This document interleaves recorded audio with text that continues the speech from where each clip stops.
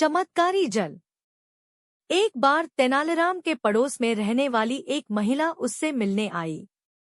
उसने बताया कि उसकी सास उसे बहुत तंग करती है।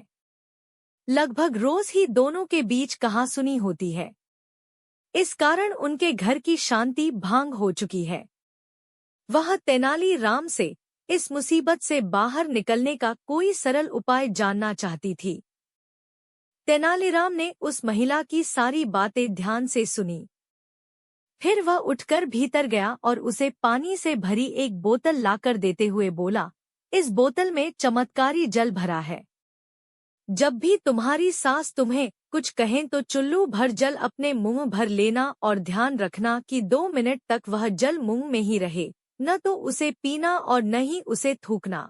2 मिनट पूरे होने के बाद उस जल को पी लेना। फिर तुम बातचीत कर सकती हो, जल्दी ही तुम्हारी सारी तकलीफें दूर हो जाएंगी।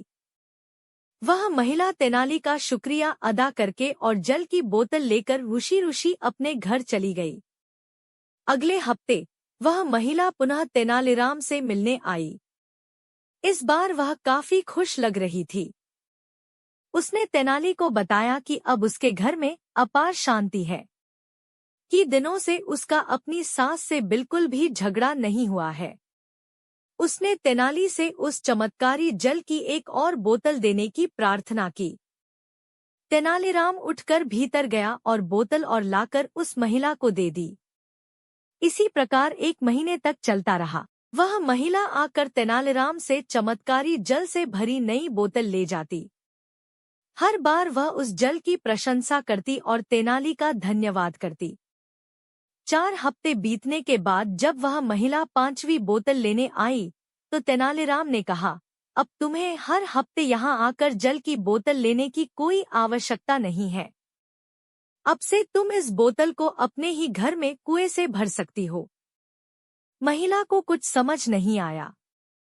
वह आश्चर्यचकित होकर तेनाली का मुंह ताकने लगी।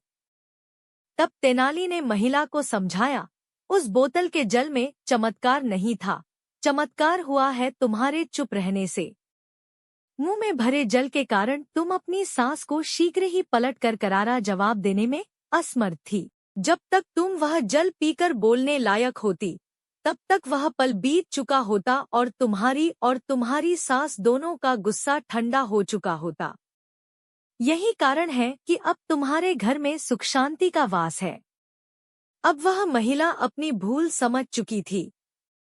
उसने तेनाली का शुक्रिया अदा किया और चुपचाप अपने घर चली गई। उस दिन के बाद उस महिला के घर से कभी लड़ाई झगड़े की आवाज नहीं आई। वह संयम का अर्थ समझ चुकी थी।